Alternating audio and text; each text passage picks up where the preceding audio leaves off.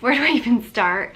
A lot of stuff, a lot of emotions, a lot of feelings happened this week. Last week I shared with you guys kind of my 3-month no buy, low buy update and my goals for Q2, as well as kind of like the new rules setting forward. And I think I did pretty good this week, but there's something that happened that I want to talk to you guys about first, and then I'll go into like the things that happened during the week. Finally, I'll do my check-in of how much I actually spent, how much is left over for next week, things I wanted to buy but didn't.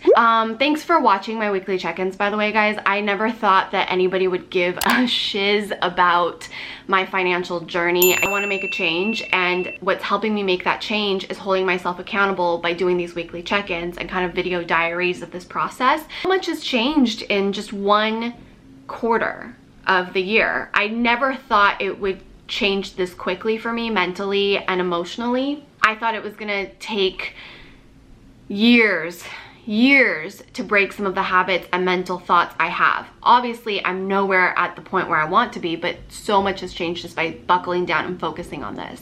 I'm also going through like a health and wellness journey as well as we prepare to hopefully have children. I think many of you guys know when my mom got sick, I feel like I'm wearing so much makeup right now in this lighting. I just filmed a makeup tutorial for a cocktail event I'm going to tonight. Let's start with this revelation I had. Let's start there. This is gonna be a rambly video. I can already tell. I'm sorry about that. My brother texted me asking me about the upcoming Sephora sale for a friend. And it dawned on me that I was gonna lose my Sephora VIB Rouge status this year, because of being on my no buy and because I'm now putting myself on a very restricted budget. And my heart sank.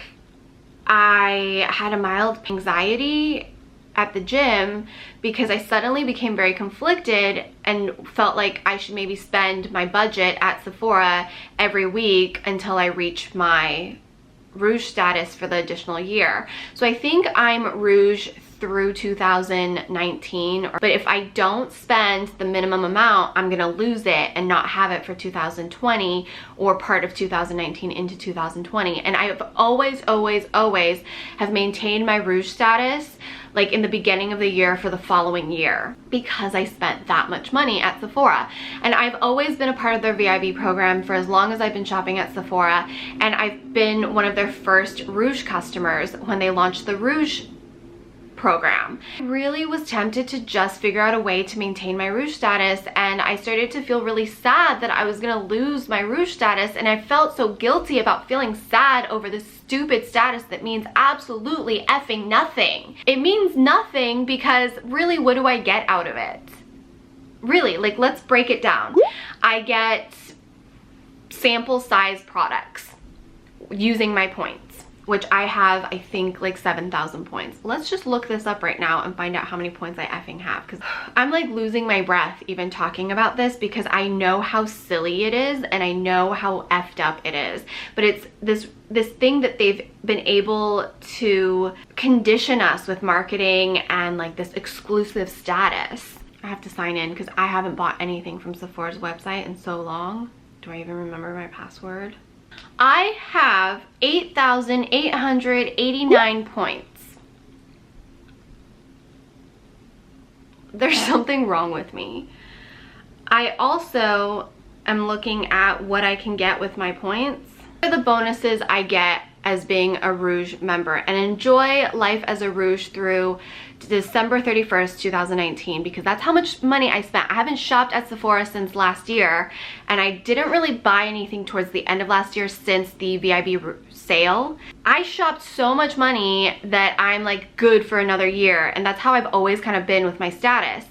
So it says spend $1,000 to keep your top status through December 31st of 2020. Congratulations, you're Rouge. You get a Rouge tier celebration gift for makeovers free. I don't really need a makeover. I don't want a makeover. That's a bullshit thing. I'm sure if you walked into a Sephora and asked someone to do your makeup, they would do it. Or you can buy something and they will do it. Beauty Insider plus 750 bonus points, Rouge tier celebration gift. I get a free gift. Let's see what this free gift is. Oh, I get samples or full-size products in the Rewards Bazaar. Can you hear the sarcasm? Rouge tier celebration gift, free flash shipping. To choose my birthday gift between a tiny ass size of the Jo Malone cologne. I don't even know what fragrance this is. Or I get to choose a tiny ass size birthday gift of Drunk Elephant moisturizer and cleanser set, which I already have. I get to choose a tiny ass size of the Milk Makeup birthday gift mascara and cooling water set. I have both full-size products. Or I get to choose the birthday gift Kat Von D beauty tattoo liner. And oh look, it's not even like a mini lipstick, it's fucking trial sizes. I'm sorry I'm cursing, I'm just realizing how ridiculous this whole thing is. I really like minis. I love minis, right? But are minis worth $1,000 a year of products I don't need? And I'm not saying that you don't spend $1,000 in beauty products. There's nothing wrong with spending $1,000 in beauty products, but I currently do not need to spend $1,000 on beauty products. Maybe I won't lose status because maybe I will shop the sale and stock up on things I know I'm going to use, but I hate that idea. And I have this bad habit of arguing that it's something I love, it's something I'll need, it's something I'm going to use, I should have it, I should have a backup, I should have 3 backups. I need to have it just in case I run out. And I'm trying to break this bad mentality and thought process. Nothing bad will happen if I run out of my favorite cleanser. I will have something else to use, or I can go and get it then. I just have a tendency to hoard things, forget about them, and continue to shop. And that kind of was what was happening with our kitchen, with kitchen tools and stuff. Now we only have 1 cast iron and 1 saucepan, which actually kind of was difficult yesterday when I was trying to make fish for myself and Chris wanted chicken. In that situation, I do need to invest in another skillet, and I've talked about that in my update where I'm gonna let us buy another skillet. But it wasn't so devastating that I couldn't live my life. It wasn't the end of the world. It did not make my life horrendous. It kind of slowed down the lunch making process, but I just used the saucepan to heat up his chicken. It's not that big of a deal. Or worst case scenario, I make my fish first and then I make his chicken and we don't get to eat exactly at the same time. Not that big of a deal. Problem will be solved eventually, but I don't need 6 pans, which is what I used to have. I had like 4 different frying pans and I only ended up using 1 anyways, and the other ones got really old and gross, but I was still keeping them around because what if I need it? Well, if I do really need it, I will go get another one that I actually love and enjoy.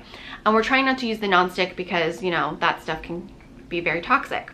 There are some really cool, bizarre prizes that you can redeem, and while it's fun travel sizes for when you're traveling, it's not something that I would say you need to maintain your status to have access to, because let's not forget that we have to use these points that we're earning from spending money to receive these trial sizes. These aren't free gifts. These are gifts that come with a condition and a cost. Those are my thoughts. That was my revelation this week. And then I talked all of this through with Chris, and he's just like, look, I know how you feel. When I lost my airline statuses, because he used to travel like multiple times a month, actually pretty much every week, and when he stopped traveling as much, he slowly lost all of his statuses. And my argument was like, I understand why you feel bad when you lose your airline status, because when you lose your airline status, you no longer get free checked bags, you no longer get to board first, you no longer get free upgrades, you no longer get actual things that can make your life and travel life easier. The difference too is when he was traveling, the company or work was paying for his airline tickets, so it wasn't like extra money that he was spending, like he had to travel. This wasn't like vacation, he was traveling for work, so he was earning these points and these miles because he was working. I'm not getting anything other than more beauty products with the Sephora Rouge thing. Like I get the status thing with travel because it makes your further travels easier and you're being rewarded for being loyal to a airline. And typically, especially when you earn that many points, you're traveling for work or you're planning to travel that way anyways, and you're just getting rewarded for that. So I think there's a difference in that, but he understood, like when I was like, I feel like I'm losing something, whereas I'm like, well, but what you lost actually was something. Like you lost free checked bags and like priority seating and priority upgrades and free upgrades and free miles to get us vacation points to be able to fly somewhere. all while you are working. So I miss his airline miles a little more, and I understand that. But yeah, that was just like a really big revelation. So I encourage you guys to think about your memberships to things and your statuses at places that you shop a lot at. Like, yes, some places do have really good reward system. Like, I really like Ulta's reward system because I get money off of further future purchases. I think that's more fair. And I know Sephora launched something kind of like that, but I still kind of think it's not worth it. Oh, I'm gonna move in to another thing that happened this week, which is vlog style. So here you go. Happy Tuesday. I am sitting at my desk. I already worked out this morning. I did an hour-long yoga and meditation class at my gym because I am currently embarking on a 30-day yoga challenge on my second channel. And I was feeling really good, and then I came back, ate some breakfast, and some stuff happened, and I got really anxious and scared and stressed and worried and more anxious. And I thought, I should just order my bras right now. I've been meaning to order those bras. I should just order them right now. My $100 started yesterday. And while those bras are on my list of things I need to get, and technically I don't even have to use my budget for the week because I still have budget left over from my capsule wardrobe to purchase my underwear and bras. I just haven't done it yet. I'm not happy that that was my reaction to dealing with what I'm feeling right now, emotionally and mentally and physically even, because I got a little shaky. So I thought I'd turn the camera on and share with you guys. I caught myself, and even though it's a purchase that's totally okay on my list within my budget, I'm gonna hold off because I don't want to perpetuate this need to consume and buy things when I don't feel good. It cannot be the way I deal with things. I'm just upset. I'm stressed. I'm really stressed, and it's causing me anxiety. And I'm worried. And then my brain just goes like 1,000 miles a minute. It'll be okay. It's fine. I just, you know, normally I would distract myself with something else and not deal with what I'm actually feeling and move past it in a healthy way. So I just wanted to like get my feelings out on camera because I think a lot of you guys might feel this way at times and not know it or know it, and it's just easier to make that purchase, or it's easier to just go mindlessly browse. But I'm sitting here trying to process it and talk myself out of the 1,000 miles a minute brain freak out I'm having right now. Yeah, that's my Tuesday morning. I mean, normally I'd be prepping for a podcast interview right now, but we had to reschedule it, so I don't even get to distract myself with work as I upload this video because there's not much I can do while I'm uploading. I might go take a shower. I'm actually gonna go take a shower and maybe get ready for the day. I feel better just like voicing what's going on in my head, like maybe 1% of what's going on in my head, but I'm voicing it and it's helping. Let's do a weekly check-in. April 1st through April 7th, I allowed myself $100 a week moving forward, and anything I don't spend can be rolled over into the following week. This is week 1 of quarter 2. Things I wanted to buy. I really realized I needed a yoga mat. I'm doing a 30-day yoga challenge where I try to do yoga every single day for the month of April over on my second channel, Serein and Chris, and that video will be like one long video at the end. But I explained in my Instagram post why I wanted to challenge myself to 30 days of yoga. April is my birthday month. My birthday is April 19th. And it should be a happy time.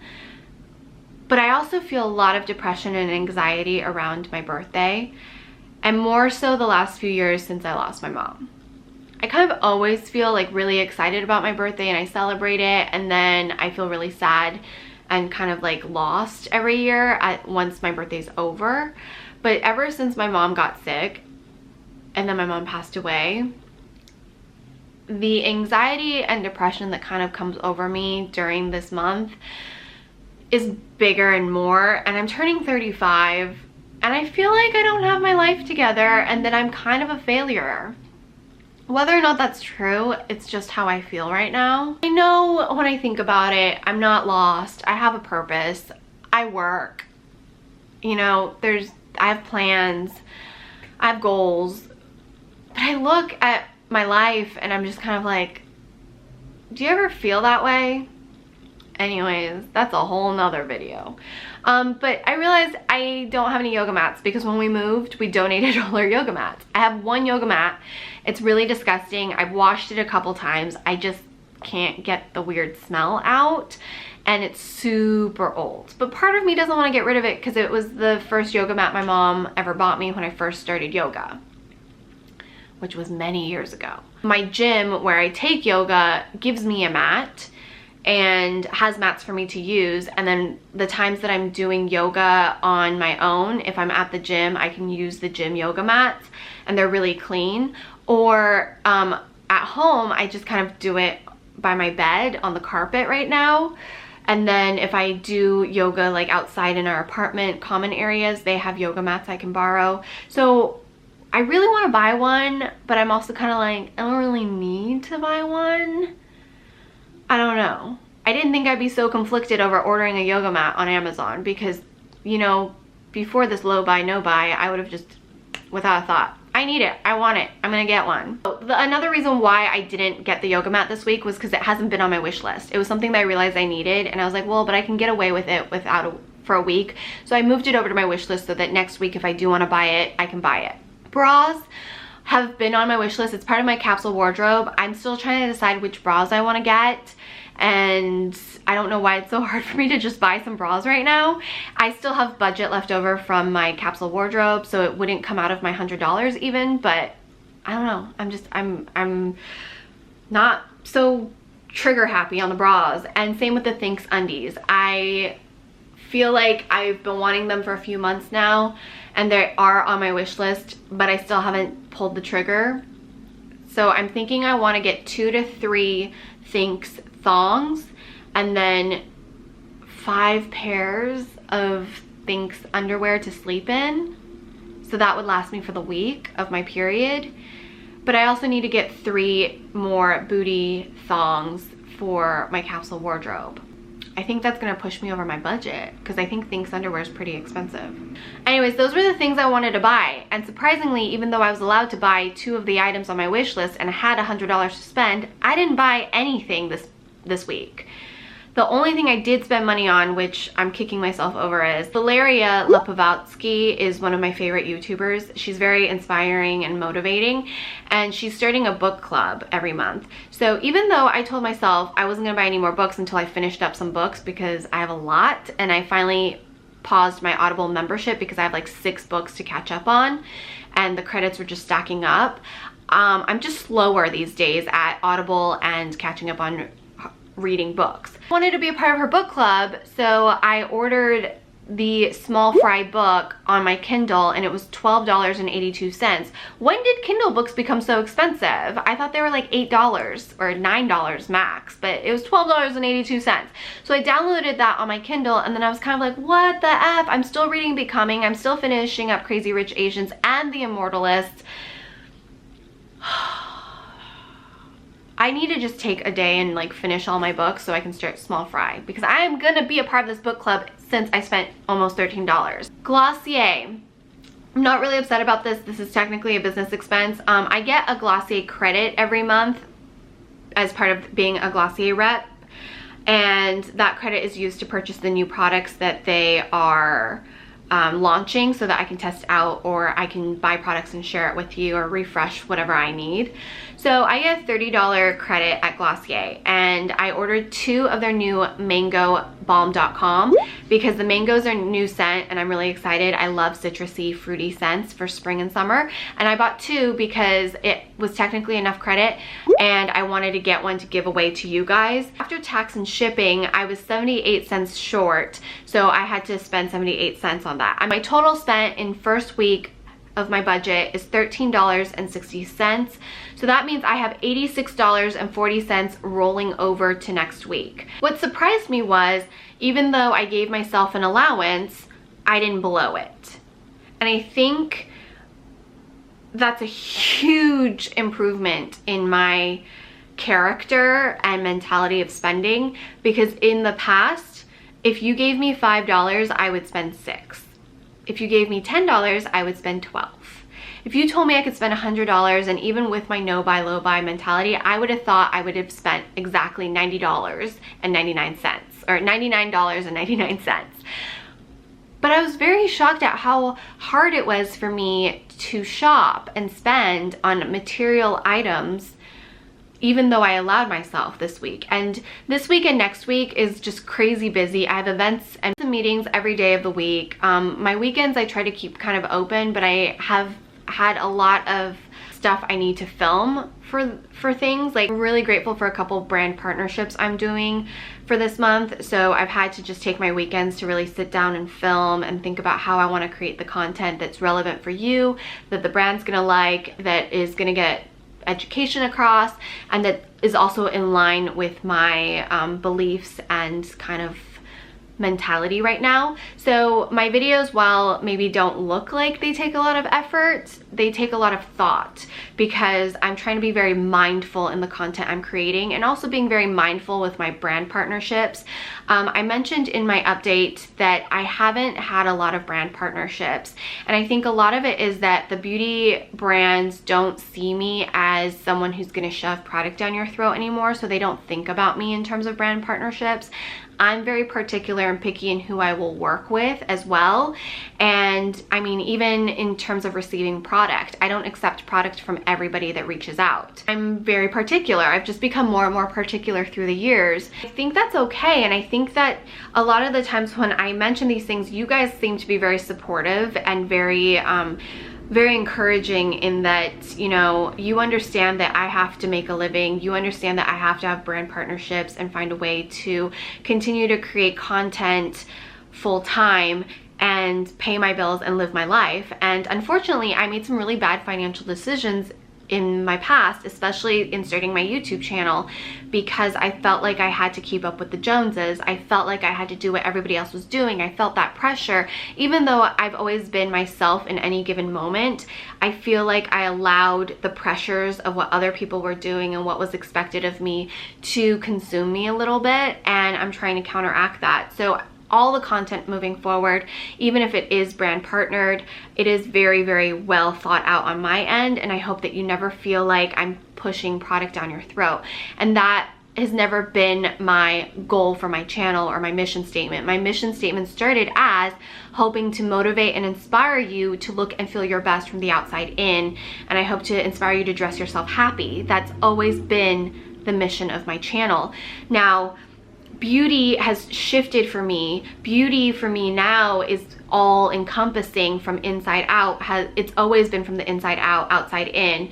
But for me, it's about getting healthy again, feeling motivated, getting my mental state in a clearer way, like feeling better mentally, emotionally, physically, health-wise, eating better, working out more consistently, figuring out what makes me the most balanced, which might not even exist, but working towards that, a constant growth. I want you guys to know that I am very hypersensitive and aware to brand partnerships, to product placements, to products in general, and I'm sad that the first quarter of my no buy, low buy year was also one of the slowest financially and business-wise for myself and Chris. And it was very challenging. So while I saved $2,000 to $3,000 a month in my first quarter, I'm so grateful I was doing this journey, because the money wasn't there. So while I was saving it, I just wasn't putting myself in further debt. Hi, honey. I'm filming. Okay. You want to come in? I'm doing my money update. Money update? I was talking about how even though I was saving anywhere between $2,000 to $3,500 a month in my update when someone asked, in reality, because it's been so slow for us, Yeah. it wasn't necessarily that I was saving that money and putting it into savings or reinvesting it into the business, because unfortunately it's been a slow quarter as well. Yeah. So really it was not putting us into further debt. It's the elimination of the accumulation of further debt. And I would say, I'm being really honest because I think you guys should know this stuff, is that while I was taking the money I would have been spending on Frivolous Thing and paying down my debt, there's been maybe like a month where, there was 1 month where I wasn't even paying down my debt. I was just paying what I was spending to run the business and to live. Being a freelancer, like, I can't stress this enough, and I wish I knew it going into it, but unfortunately our circumstances didn't allow for this to happen, and we can talk more about this in another video. But when you go into working for yourself or freelancing, it is so important to have like a year's worth of living expenses saved up, if not more. And the reason, and technically we did, but the reason we didn't have like an additional savings, which people like to call an emergency fund, is because of circumstances. Like, shit just hit the fan, and I didn't intend to make YouTube my full-time job as quickly as I did. I didn't want to be a part of it at all, and then, well, I needed your help, and then you had your own other business, and you didn't intend to shut that down as quickly as you did either. But it kind of like was all these extenuating circumstances that kind of forced you to have to make a decision, and forced me to have to make a decision and make my channel my income. That, or I was gonna have to go and start looking for a full-time corporate job, which you wouldn't have to. It would have just been, you were at a crossroads in life, like, okay, for the next, 10, 15, 20 years, what do you want to do and where do you want to grow? So with that in mind, it was, do you want to grow something for yourself, or do you want to grow somebody else's company? Help them grow somebody else's company? But also around the time that YouTube became my full-time job, my mom got sick. So I did not think it was, I wanted to make sure, I wanted to keep YouTube as like my income, my main source of income, mainly because I wanted the freedom to be able to go and visit my mom whenever I wanted to, or whenever she needed me to. Just everything was up in the air when she got sick. And so to me, it was more valuable to have the freedom to work at 3 a.m. and produce a video so that I could be at the hospital with my mom, or be at the nursing home with my mom when she got a little bit better, and spend as much time as possible with my mom. And you guys could be like, well, YouTube takes up so much time, and it does. YouTube takes up so much effing time, especially at the rate I was trying to do content and try to build my channel so that I could keep it as my full-time income. But the thing about it was that I could do it, I could work around visiting my mom. Like, even though I wanted to visit my mom 5 days a week, I wasn't able to, but I was able to visit her more than I would have been if I was working for someone else, where I would have gotten a job at, even if they were understanding about my circumstances. My brother always likes to make a point, they're understanding until they're not, because they're still running a business. And that's fair. That's completely fair to whoever I would have been working for. Because worst case scenario, I could just not upload a day. Do you know what I mean? Like, I was very on top of everything, but I was also able to drop everything and go see her, or be there for my family without having to suffer too much in terms of an income, even though I was working a lot. The only thing that kept me from seeing her sometimes was taking meetings and going to events, and making sure I was like getting my connections in so that I was thought of for brand partnerships. And then moving forward, after my mom passed away, I was so depressed that I don't think I would have been functional at another job, and I don't think that would have been healthy for me. I needed time to heal. YouTube allowed me to do that. And then at this point in my life, there are days when I'm like, maybe I should just go and work at a corporate office, and then I see what they're offering, and it wouldn't be enough for us to raise a family and for me to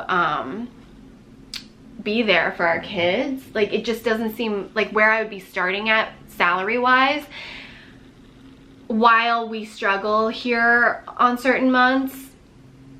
Like, it doesn't, do you know what I mean? Like, the struggle isn't worth me losing the freedom to spend if I wanted to spend it with our kids, which I would want to spend, and with Chris. Like, I joke that I'm completely what is it called? Codependent. Codependent. Which is funny because like both of us were the most independent people on the face of this planet before we met each other, and we were pretty independent still, like after we met and after we got married the first few years. It's just because like now we get to do everything together. We don't want to do anything not together, and I joke about it, but I don't see it as a bad thing. We really truly enjoy spending every freaking waking second together. Like he would go and wait for me to go get my nails done just to like be with me. And I've gone to go film with you at like your jujitsu things, and even though I'm not really paying attention because I'm not that interested, I'm just sitting there like doing my thing. Like we just like being near each other. I think sometimes people get lost in, oh, it's not what I want to do, so I'm gonna go do something else. Well, for us it's more about, yeah, it may not be, I don't necessarily want to go watch her get her nails painted, but it's a memory. You know, there's something that's going to come along in that day that I may miss. Like getting her nails painted is just one piece of that puzzle. It's one part of that day. And there are going to be an infinite number of things between the house, the nail salon back, or wherever else that we go that I may miss out on, that, you know, form a memory in my brain that I can, you know, call upon to be happy sometime when I'm not feeling so happy. So it's really more about just being with each other and sharing those experiences as much as humanly possible. Because when you've gone through the loss, like both Serene and I have, of losing a parent, you know, pretty early in life, you start to appreciate the time that you do have with the people that you love. And so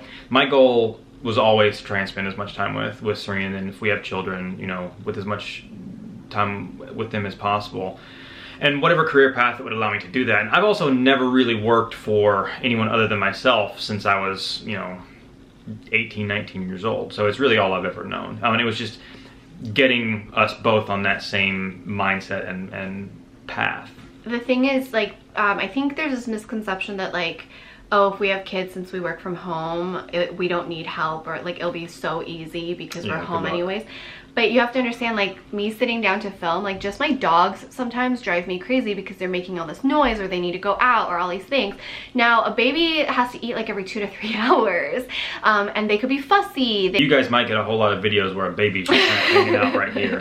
I mean, yes, it'll be great that we can be there for our baby right there if they need us, but we also, like Chris, even though he works sort of at home, you'll like take your computer outside and work. But I mean, we have to focus. Like when I'm editing, I have to focus on editing. When he's answering emails, he has to focus on emails. So or reviewing a contract. Imagine going through a multi-page contract and missing something because you're distracted. You're distracted for some reason. I mean, you don't even look at contracts in the house. Like he goes to the workspace in our building to go do that because I'll distract him. And there are things that I can't have him around for just because he distracts me. And so it's one of those things where it's like, we just want to get to a place where if we can hire help a couple hours a week if we need to, just so we can continue to work. And we don't really have any nearby family. My brother's 2 hours away, and he has a full-time job and he's living his best life. Like, I mean, he essentially raised me and then took care of my mom full-time. So I feel like asking him to even watch my dog for the weekend would be an obligation. Yeah, and he would do it, but I don't want him to feel like he's now our babysitter or anything like that. Like if he spends time with our kid, it's because he wants to spend time with our kids. I don't want him to feel like he has to watch our kid. And then my sister has a full-time job. We don't really have family to help us even have a date night. So everything's gonna have to be paid help. Although now we're starting to have a lot of our friends that either have had children in the last year or two, and then are currently having kids. So I feel like by the time we can like trade. Yeah, like that whole trade system, I get it more than ever now. Like growing up, you know, I had a bunch of aunts and uncles and close family friends that were there to help, and I understand that more now than I ever have. But you know, that's also on their schedule. That's also on whether or not they get along with our kid. It'll just be like a lot. And I just want to be in a financial position where we're not freaked out every month, and that we can afford to get help if we need it or when we need it. Not full-time necessarily, but just, you know, I'm being realistic. I'm gonna need help with the baby, or I'm gonna need help with editing. Both cost money. It's fine. I would like, as a small business, to be able to provide jobs. Talking to our friends who have kids, I feel a little bit better because I don't think anybody really has it together. No, like, they have it together, but they're always constantly trying to figure it out. And we have one friend in particular that he's just so open. Like, and to hear him talk about what it's really like having kids, I think it's a topic that a lot of people won't go in depth and they won't share a lot of things, because what do you always hear, you know, when you talk about children? Oh, you should do it, it's the best thing ever, you're gonna love it, you're gonna, you know. But they don't tell you the other side of it. Yeah. Which is fine. But it's not just that they don't tell you the other side, it's like, you know, they say, oh yeah, you're gonna be tired and this and that. Well, we all know that, but like the true emotional impact that it has on just yourself and your relationship, and you know how sometimes you can look at your kids and not necessarily ever regret having them, but go, man, what a change you made, little thing. Well, I think the biggest thing too that I'm worried about is that was brought up was that Chris and I did not have like the best childhood. So when you have kids, and this is not my experience, this is just what someone told me, was like you see yourself in the kid, whether or not you intend to or even recognize that you do, but you see yourself in them. And then when you have kids, you start to judge your parents even more. And then he said, you know, it brings out stuff in you that you thought you had dealt with, you know, and maybe you had to a certain degree, but you really didn't deal with it, you know, to the level that it needed to be dealt with. So that, I didn't even think about that. And at least this was brought to my attention so that if it does happen to us, like, I can be very aware. Like, as long as I know that this is a possibility, okay, it's not gonna prevent me from having a child. It's just, if when it comes up, I can like maybe hopefully remember this conversation and be like, oh, this is what's happening, I need to work through this. Or so that's scary too, because, you know, we both have very different, not so great childhood experiences that could be brought up when raising kids.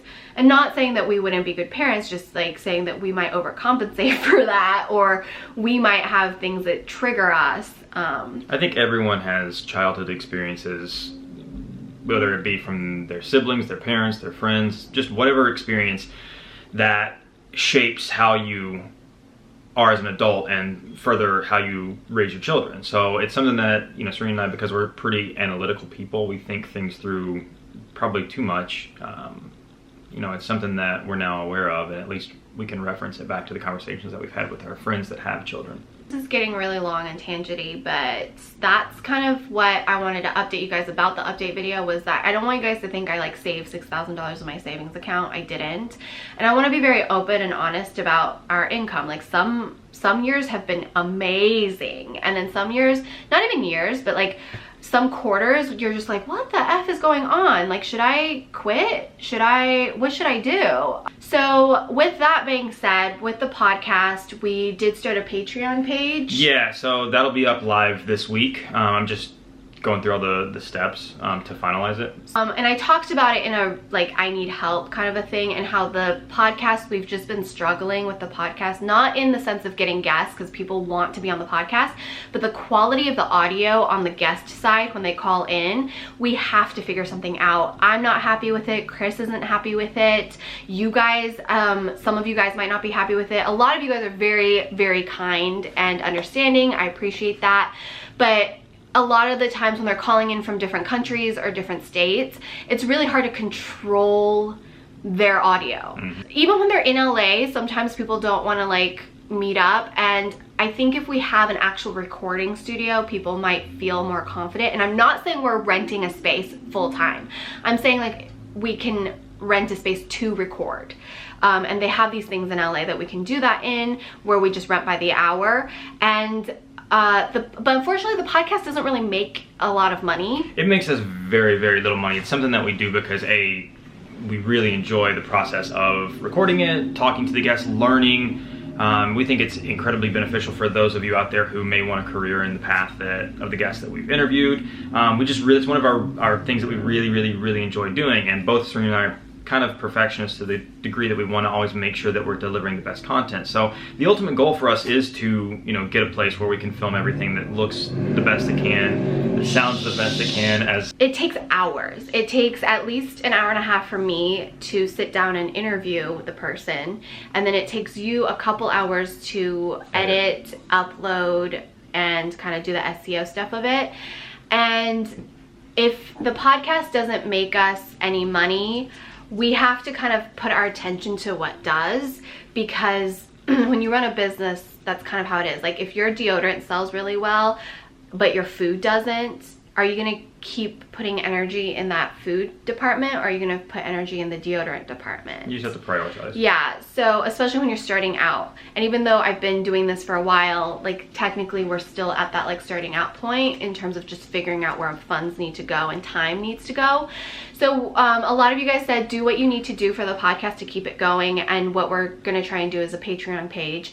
Don't feel pressured whatsoever. I don't ever want you to feel pressured. We're not charging for the podcast. We're not going to start charging for the podcast. What the Patreon will offer though is monthly giveaways with the brands that we interview. If you're a Patreon at whatever level we decide, it'll be a relatively like modest level, because that's like our first one. You'll be entered into a monthly lottery to win at least 4 different brands, 4 to 5 different brands. And it's going to be full-size products. It's going to be good products. I don't do bad giveaways, okay? There's gonna be a couple different levels, but that's like the first one that everybody as part of the Patreon will be allowed to like just be a monthly drawing.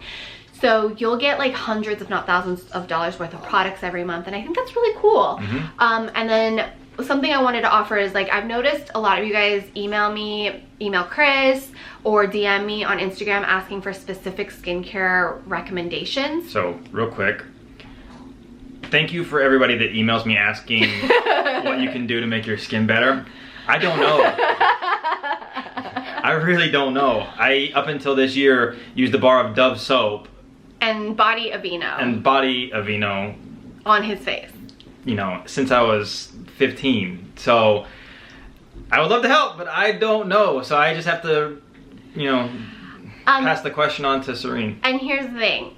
Between filming, editing, conceptualizing, Instagram, Insta Stories, Insta Live, blog that is like always falling apart over there, and going to events, going to meetings, taking care of myself, all this stuff, I don't answer his emails.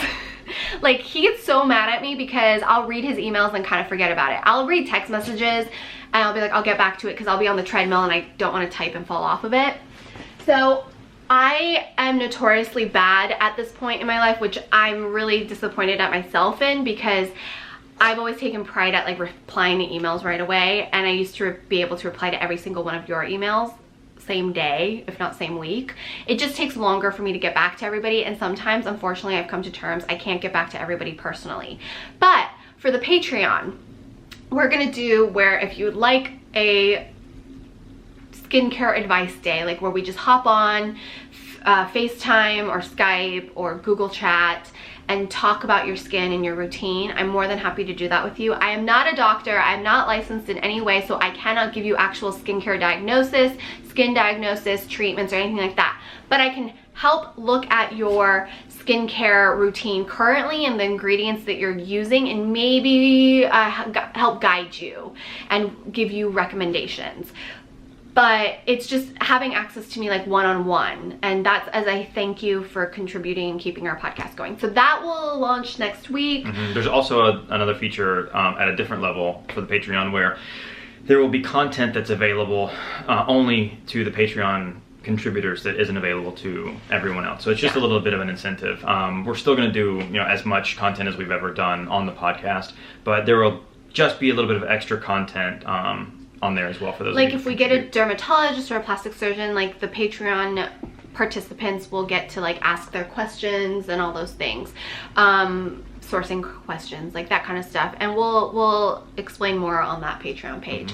Another thing is, so the Patreon will go towards to upgrading the podcast, keeping the podcast going, and because the podcast does cost money for us to have up in the universe, keeping the podcast website up to date, hopefully eventually getting it on YouTube as well. Right now the audio portion is on YouTube, but like Chris and I've talked so many times, there's like a specific filming situation we kind of need to do that interview type thing.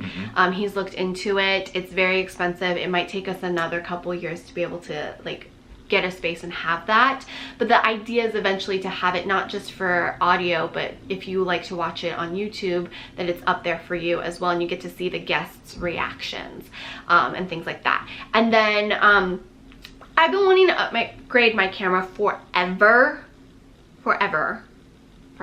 You should insert the clip here of the guy from The Sandlot going, "Forever." Do you know that movie? I'll show it to you. No, I've watched the movie. It wasn't like my thing. So I am tempted to open up a PayPal me donation button. I think you can do that on YouTube now, right? Yeah, I'm tempted. I see some really big channels have that option because YouTube AdSense just it doesn't pay. Like, I can break down what you actually get paid if I ever figure it out, but Hannah Louise Poston did a really good breakdown at the end of her no-buy year of how much she made and how many hours she puts into it. I think she was getting paid like 98 cents an hour. I also think, like, you know, if you guys enjoy content, whether it's us or whether it's anyone, like if you go to a concert and you buy the person's t-shirt at the concert, it supports them as a entertainer, as a group, as a band, as a person. I think of it kind of in the same way. So I'm tempted. I don't know if I'm officially gonna do it because I don't want you guys to feel pressured and I don't want you guys to feel like gross about it, but I'm seeing a lot of channels bigger than me have that join option. And I don't know what we can do for fun as part of that option if you wanted to join my channel and support my channel that way. And I don't know, I think that's kind of like the future of where this is moving, and I don't know that I want to do it through YouTube because they take like 30%. YouTube does? Yeah, or 20. They take a pretty big percentage. On top of what PayPal takes? No, it's not through PayPal, I don't think. So if I just do like a PayPal link, that'd be the best. PayPal takes like 2%. So I think I might do that so that the money that you guys, if you guys choose to give to us, isn't being like taken from YouTube and it's like just the merchant fee. There are lots of ways you can support the content we produce just by listening, watching, sharing. Share with your friends, share with your friends and family members, your coworkers, everybody. Share my channel, share my podcast, share my blog, tell people to follow my Instagram. Like, all these things are how you can support the people that you enjoy watching and making sure that we are being pushed in the algorithm, that people can see our videos and see our content. And it really helps us out. And that's not just for me, that's for anybody you guys enjoy watching or listening to. Liking, leaving a comment, liking our photos, watching our stories, downloading our podcast episodes. Like, these are all really important and completely free for you to do if you already enjoy our content. And then I don't know about that link. If it does, I'll sneak it into the description box. No pressure. I don't want you guys to feel pressured, but it's just, you know, as I kind of go through this low buy, no buy, I'm realizing I'm more willing to pay for content and not buy so much product. This video is also where I talked about losing my my Sephora Rouge status. Oh yeah, it's a thing. When you lean back like that, you make me look like I have a giant head. Well, I'm sitting cross-eyed on the bed here, so it's kind of uncomfortable if I don't, because half my butt cheek is off one side of the bed. Oh, well, if I started doing fitness videos on here, what would you want to see, by the way? Because I got some like requests for that, but I don't know. What do you want to see? Me? Or them? Them. Oh, yeah. What do you guys want to see? Or should I just keep it on the second channel, Serein and Chris? I think when you guys see your video with Kowalski, it's going to be really fun. Which one? The self-defense one or the workout one? Both. He's just so fun, like, to be on camera with. I was watching. He needs his own YouTube channel. He really does. I can't wait for you guys to see that video. My It's really favorite fun. is that every time I watch his stories, he's telling one of his kids not to eat something. Yeah. He's like, don't eat that. I imagine that's just how it is with kids. Like, they're always trying to put stuff in their mouth. Like, you know, here's a leaf. My wrist is still bruised. It hurts. It doesn't look bruised, but it is. It's tender. Yeah. Thank you so much for watching. Check out my No Buy Low Buy playlist. Catch up if you're confused. If you're still watching and you're confused, I'm so sorry.